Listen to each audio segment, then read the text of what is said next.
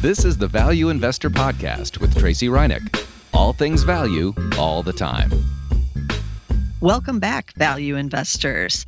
So I was taking a stroll down memory lane the other day as I was looking at all the podcasts we have on the YouTube podcast channel. It's just called Zach's Podcast. You can find all of our podcasts there, at least through ETF Insights, both of my podcasts, including obviously The Value Investor. I think John Blank's Spoken Words podcasts are over there, and the earnings podcast that Shiraz Mian does, I think, is on there as well.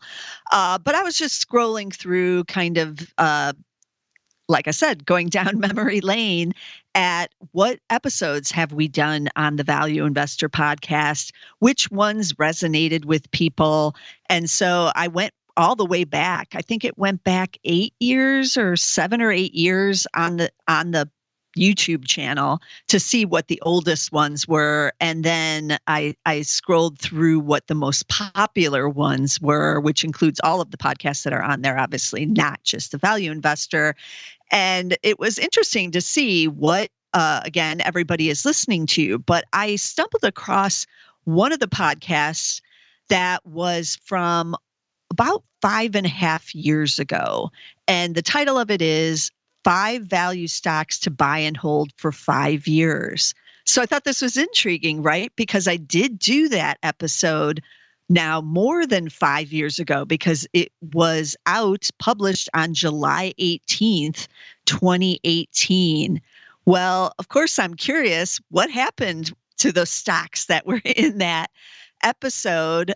Did they go anywhere? Were they decent to buy and hold for 5 years? So I want to take a look. So I listened to the episode to see what was in it and, what kind of screening did we use? How did we pick these stocks? And it turns out we looked for companies, obviously, that had some value. So it was a PE under 15. I did look for double-digit earnings growth, at least in 2018 when the podcast was done. You had to have some double-digit earnings growth, because if I'm going to hold it for 5 years, I do want some growth there. It can't just be cheap. I wanted some growth. And we did debate in 2018 whether or not the double-digit earnings growth was due to the corporate tax cuts that had just been put into place the year prior, 2017, but actually kicked in 2018. And that did increase earnings with a lot of companies because of the cut there. So we debated that. And then we also looked for a dividend, because, again, if I'm going to hold it for 5 years, I am more of an investor, not a trader.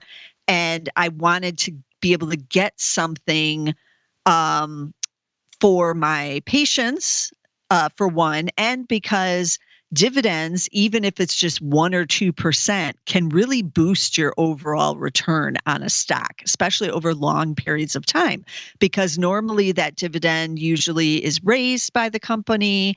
And so that dividend starts to compound on itself alongside the stock. So that's why we looked for something with a dividend. And I think the yield was at least over 1%. So I did go pretty low on the yield, but it had to be yielding at least 1%. And I did remark that we didn't really get, or I shouldn't say we didn't get any small caps. We got some small caps, but I did not include them in the 5 stocks that I chose for the podcast, because I did feel like they were a little risky to own for the longer period, because there is more volatility with the earnings and the revenue of a small cap company. And even with that dividend, it is somewhat rare, but not totally unheard of to get a dividend with a small cap company. Usually you get it with a mid or a large cap, but there are some that do pay it. But I just felt like it was maybe not the type of companies I wanted to hold for 5 years. And I went with some bigger names that, have been a little more established, as we should say. I did look for building block companies, and those are what you want to own that are, again, the building blocks of the economy. Now, these may be in tech, but they may not be. They may be in things like insurance, banks, chemical companies, transportation, those kinds of things that have stood the test of time, and or at least the last 100 years. And that's what you want, because we're going to own it for 5 years. So I want to make sure it's going to stick around. Now, nothing is guaranteed on that, which is why if you are buying and holding as your strategy, then you need to revisit the companies, every year at a minimum, maybe every quarter if you're really into what's going on at the companies, but certainly every year. Because as we've even just seen with the banks, things can change. They changed in 2008, 2009 in banking, and they've changed again in 2023 when the Fed raised the rates, and some banks got caught on the wrong side of that Fed increase. So you need to pay attention to what's going on, what the management is like at your company, but also just what's going on in that industry. So we've seen some industries die out. I'm thinking of Blockbuster Video, right? We got Netflix, but how long will Netflix stick around? Who knows what the next thing is? Maybe it's the metaverse, and Netflix will just kind of fade away. Nobody knows. Same with newspapers and magazines. There's a lot fewer of both of those these days, even online. And older investors like Warren Buffett, he used to swear by the newspapers because he loved their consistent revenue stream with the classifieds.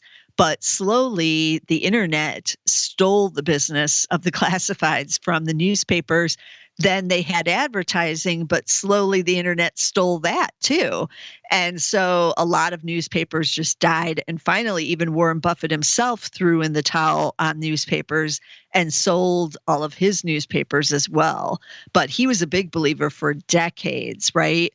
But that doesn't necessarily mean that they are going to be good investments for the long haul. And I think he would be the first to say maybe he should have sold sooner than what he did. But you do get kind of entrenched in your companies and in those industries. And it is hard for some of us to see the changes that are going on around certain industries. So that's why it is hard to be a buy and hold investor. Now, we only did this episode for 5 years. That's not as difficult as if you really are going to buy and hold for 10 or 20 years.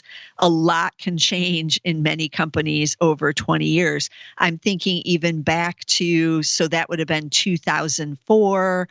We would have had Blockbuster Video. We would have had a lot of retailers that no longer exist. Things like Borders bookstores. I think they went under in 2011. So they're no longer with us. Just, a lot of changes in things and businesses over that time period. Now, some adapt and adjust to things. Obviously, Netflix started its business by mailing DVDs in the mail to people. They only just recently in 2023 closed down that aspect of their business. But then they converted over to streaming as one of the first big companies to do so. And they benefited from that conversion away from the video, the VCR, or the DVD or DVR, and the DVDs players and all of that. Now, interestingly, some of this stuff can kind of come back around. I don't think Blockbuster Video is going to, but we've seen it with record albums, right? Those went away for a number of years when the CDs came along, and then we got streaming. We got, the iPod, and we have Spotify and all these other things, Apple Music now. But still, people are now going back out and buying actual record albums once again. So again, I'm just pointing out that it is difficult to do the buy and hold, but I was intrigued to see how did we fare after doing a screen for value stocks with double-digit earnings growth in 2018, PEs under 15, and a dividend yielding at least 1% or higher. And we picked out 5. So I'm going to run through the 5 again because this is what I did. I wrote down what the 5 were, and then I looked at them on the basis of having bought them on July 18th, and Jen looked at them to see, are they still values today? What's happening with them? Do any of these still look interesting today in 2024? So we're a little bit past the 5-year period, but not by much. So this is still worth checking in, and it'll give you some ideas of just how difficult it is to be a buy and hold investor on individual stocks.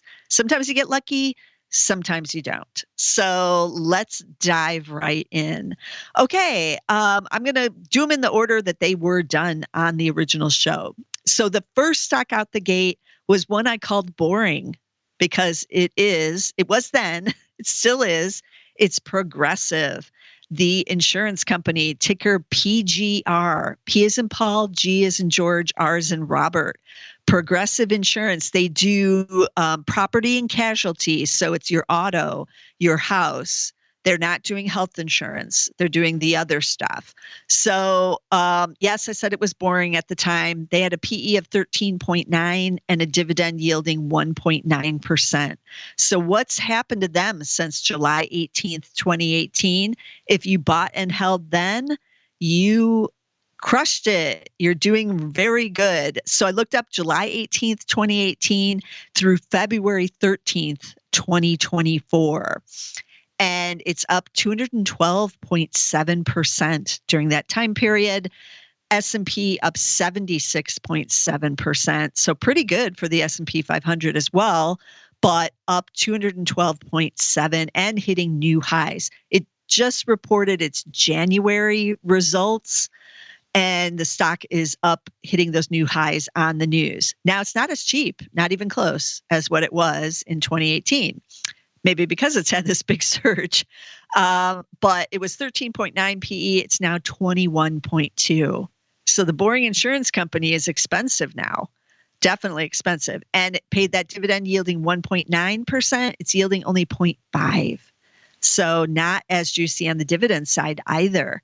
But the earnings for 2024 are expected to be up 40.6%, and 2025 another 18.9%. I'm not sure why the huge earnings growth here, but the stock is,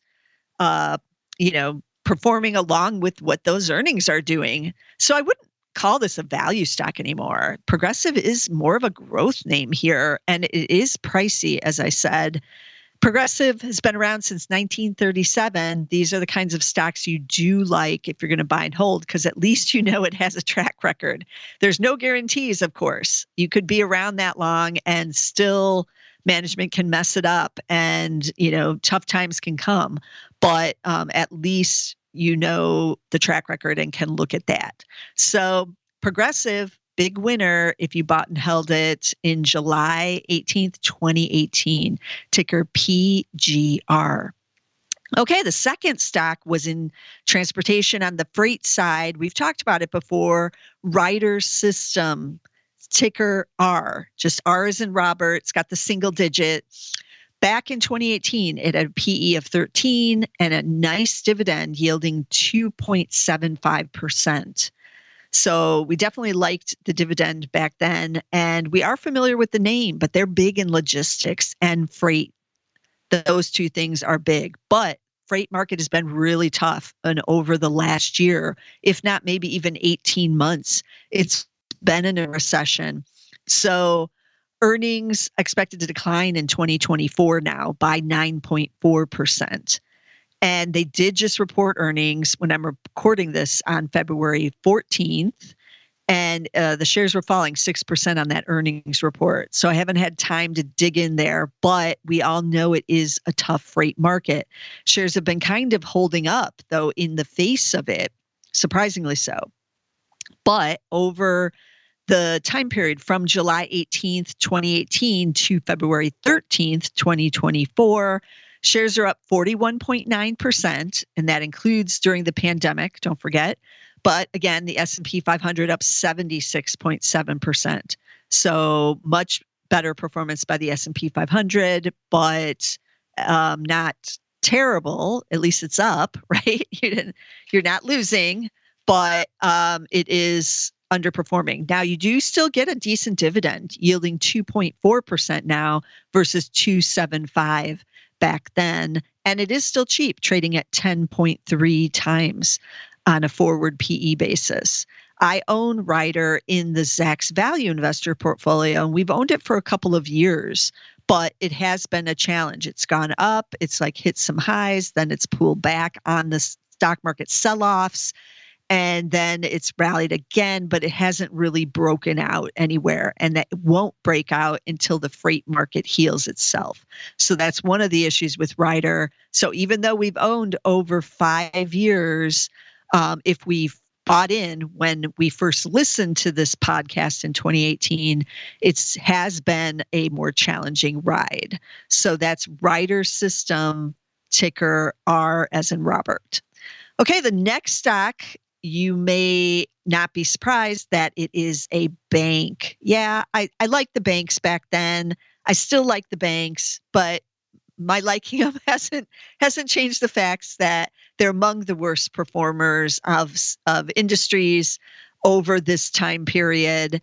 And so the bank that I picked is called East West Bancorp. And its ticker is E as in Edward, W as in Wendy, B as in Bob, C as in Charles. East West Bancorp. And they're kind of interesting. They were chartered in 1973. They're located in Pasadena. They have 120 locations globally now. So they were basically started, you might imagine, by the name East West as a bank for Chinese immigrants. So they have a lot of locations still in China, including in Shanghai, Shenzhen, Beijing, Hong Kong, and other major cities. And they are across the United States, not just in California now. That's where they get the 120 locations. So pretty large with a market cap of $9.7 billion. But it is called a regional bank, right? And we know what's been happening with those. So I was a little nervous to look this one up, but the shares are up since July 18th, 2018, but just 9.5%. So not very good performance. They do pay a dividend still, yielding 3.2%. And let me see, it was only yielding 1.2 back in 2018, but that could have been because the Fed was really restricting how much these banks could pay out. And so maybe, they were restricted there and now they're not. And the stock is not doing much. So you get the bigger yield on the dividend. So that's nice. How are we doing on valuations? Last time it was trading at 13.9 on the PE. Now it's trading at 8.9 with a PEG of 0.9. But banks trade a little bit more on price to book and other fundamentals. But we didn't look at that for this podcast because we were only looking at PEs. So that's East West Bancorp. It has not been good. And I hope that if you did buy and hold any bank over that time period, you really have been checking in on those conference calls, on any reports from the analysts to see what's going on with the business. And so that you don't get stuck in one where management isn't good, but you really do have to start to question, I know I do, whether or not these banks will ever be a decent investment, even versus the S&P 500. That's how bad it's been over the last number of years, as we all know. But that's East West Bancorp, ticker EWBC. Okay, number 4 was in tech, and I was all excited to get some tech in there because even in 2018, most tech was expensive and it was hard to find value stocks that were tech. But there's always this one. Well, there's two. There's two that show up in a lot of our screens. Those of you who've listened a long time know what they are. First one is IBM, right? That shows up all the time, especially if we're screening on PE basis. And the second one is the one that was in this podcast in 2018, Intel, ticker INTC. And for some reason, I didn't get the PE back then, but we know it was under 15. So it was cheap back in 2018, was paying a dividend yielding 2.3%. It always did pay like a pretty good dividend to try to lure you in there. But now PE, I was kind of shocked by this because I haven't looked at Intel in a while. And I guess it's not showing up in my screens recently because its PE is now at 31. 31 times for Intel. What is going on? What's happening in the world? 31 times with a PEG of 2.1. None of that is cheap. So this would not show up in any of the screens I'm doing now to find, buy and hold stocks. Dividend is also lower now. It's just 1.2% yield. But the shares are big time off the 2023 lows. So they did sink into there and they are up 75.7% in the last year. But if you had bought on July 18th, 2018, when this episode premiered, it hasn't been good. You would be down 9% still. But again, that includes the pandemic years and the 2022 sell-off, which was not good in most semiconductors, but you're down 9%, S&P 500 up 76.7% during that same time period. Now, I did look at the earnings forecast, and earnings for 2024 expected to be up 32.4%, and 2025, 49.1%. So that's some darn good earnings growth, but it's just not cheap enough, and the stock still isn't really going anywhere on the longer time period. If you had timed this right and got in there on the 2023 lows, you'd have a huge winner here. So a lot of it is about timing, luck, what's going on in the company, the cycle. Semiconductors have very varied cycles over the years, and so they see big gains and then they decline. But Intel, that's a kind of a rough one, down 9% over that 5.5-year period. Okay, then we finish it up with another techie type of name. I was into finding whatever tech I could find, and this one was HP Enterprises, ticker H as in Harry, P as in Paul, E as in Edward. And this was a couple of years after HP, Hewlett-Packard, split up into two companies. They split up into the enterprise side and then the like laptop computer side. This is the enterprise side, obviously, because it's HP Enterprises, which is like IT, cloud, networking, that side of the business. And these shares since July 18th, 2018 through February 13th, 2024 are down as well, down 2% over that time period. Again, S&P 500 up 76.7%. So not that good of a showing. PE in 2018 was 10.8 with a dividend yielding 3%. PE today in 2024 is 7.9, so considerably cheaper with a dividend yielding 3.4%, so slightly higher. So they are trying to lure you in with the dividend on this one because sales are expected to be up just 1.7% in fiscal 2024 and 3.1% in fiscal 2025. So you're not seeing a big sales growth. That's not how this company is. That's not what you're buying. Earnings expected to be down 10.2% this fiscal year in 2024, but up 9.5% in fiscal 2025. You do want to get this type of stock as cheap as you can. We thought it was pretty cheap in 2018 at 10.8 times, and we were getting that 3% dividend. So we were kind of proud of ourselves back then. But it's turned out to be kind of a bust of an investment over all that time period. However, you did get the dividend yielding 3.4%. So it wasn't all for nothing, but still not the ideal situation we had hoped when we bought it in July 2018 to hold for 5 years. So what does this tell you?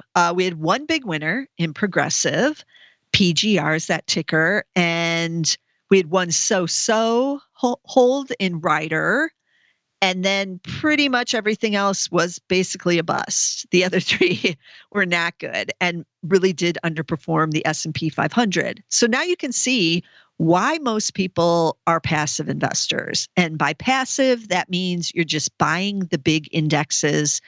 You're buying that, you're holding it. Some of those, they pay dividends as well. The S&P 500 index does pay a dividend. And so you're getting that little bit of extra as well. And then you don't have to worry about picking correctly. You don't have to worry about timing it at just the right time with an Intel so that you're getting the 75% gain and not the down 9% on Intel, right? Because you're just buying the whole S&P 500, or maybe you're buying the NASDAQ 100, the QQQ. That was up 143.9% from July 18th, 2018 to February 13th, 2024. So that it's even crushing the S&P 500, but Progressive still beat that because we were up, 212.7%. But again, this just tells you how difficult it is to pick. And even if you get stocks cheaply, as we did on this episode originally in 2018, and we pick ones with a history and paying the dividend, it still is just very difficult to get long-term winners by individual stock picking, right? That doesn't mean we're not going to keep trying, because every time we get a Progressive, we know we may find another one. So we want to get one of those big winners like that. And so we will keep looking as value investors. Maybe we'll do what Warren Buffett always does. If something's not working out, like IBM did not work out for him. So he sold out of that after it wasn't going in the direction he thought, and the business wasn't either, and he did take a loss, but he got out of that. He got into something else. That something else was Apple, and the rest is history, as we know. And he got lucky in one of those big winner stocks. It only takes one for a portfolio, although he has a couple in the Berkshire portfolio that have been very good performers in his Visa, in his MasterCard, and then obviously in Apple. But he owns that big bank, Bank of America, sitting there all these years, waiting for the banks to return as well. He's getting his dividend. But this is the difficulty of stock investing. But it's always good to look back and look to see what did happen if I bought and hold these particular stocks. What lessons can I take from this? Well, one of the biggest lessons is you do need to, make sure you're watching and knowing what the companies are doing at least once a year, if not long, more times than that. But stay on top of the business, because that's what it is. You own the business. You are a shareholder. You are an owner. And you need to know what is going on with earnings growth, with sales growth, what is happening with management, what kind of edge does this company have to beat competitors? Do they have a moat? Warren Buffett always likes the moats. If they have one, that's even better. But the boring stock, Progressive, that's what I called it. Although I did call HP Enterprises boring too at the end of the podcast when I got to that one. But sometimes boring works. It's not a bad thing. And Warren Buffett knows that all too well. He owns both Geico and General Re, some huge insurance companies, and they've been big winners for him as well in Berkshire Hathaway. So insurance is the way to go, apparently. So let me recap the stock tickers we talked about both in 2018 and again here in 2024. There was Progressive, ticker PGR. We had Ryder Systems, which I own in the value investor portfolio. They just reported earnings, ticker R, just one letter, R as in Robert. Then we had a bank, East West Bank Corp, ticker EWBC. Yeah, I'm kind of throwing in the towel on a lot of the banks. Buffett did a while ago, other than Bank of America, but he's gotten rid of most of his other banks. Intel, ticker INTC. It's always kind of, at the back of the line for the semiconductors in recent years. And its return over this time period from 2018 kind of shows that. And then we had HP Enterprises, ticker H as in Harry, P as in Paul, E as in Edward. That's also on the more boring side of tech, if you want to call it that, on the enterprise side, but still getting a decent dividend with HPE yielding 3.4%. So as always, you don't want to miss a single episode because who knows what we're going to be talking about. And I do encourage people to go on YouTube, on Zach's podcast channel over there. Take a look at some of those older value investor podcasts because some of them are kind of intriguing. I might return to a couple of others just to kind of do another update because it's been a couple of years. One of the other favorite ones on there is how to use the Zacks rank to find good value stocks. That's a good one. And, we've covered a lot with Warren Buffett, but a lot of the Warren Buffett and Berkshire Hathaway episodes are very popular over there too. And you can go back and listen to those. I think there's one on like how to invest like Warren Buffett. That's always a good one. And like I said, I may be returning to some of these topics because, just because we heard it a couple of years ago doesn't mean we remember or doesn't mean that, we're actually doing what we should. We might be ignoring some of the advice from whatever was in an old podcast episode, right? But this one, 5 value stocks to buy and hold for 5 years, was interesting to look at. Does buy and hold work? Well, it's the luck of the draw, right? It can, but you kind of got to get lucky to some extent as well. So be sure to get us somewhere. You can get us on Zach's podcast. You can subscribe over there. You can get us on Apple. We're on Spotify. We're on Amazon Music. We're on a bunch of platforms that didn't exist in 2018, but be sure to get us somewhere. And I'll see you again next week with some more value stocks. This material is being provided for informational purposes only, and nothing herein constitutes investment, legal, accounting, or tax advice, or a recommendation to buy, sell, or hold a security. Do not act or rely upon the information and advice given in this podcast without seeking the services of competent and professional legal, tax, or accounting counsel. Publication and distribution of this podcast is not intended to create, and the information contained herein does not constitute an attorney-client relationship. No recommendation or advice is being given as to whether any investment or strategy is suitable for a particular investor. It should not be assumed that any investments in securities, companies, sectors, or markets identified and described were or will be profitable. All information is current as of the date herein and is subject to change without notice. Any views or opinions expressed may not reflect those of Zacks Investment Research as a whole.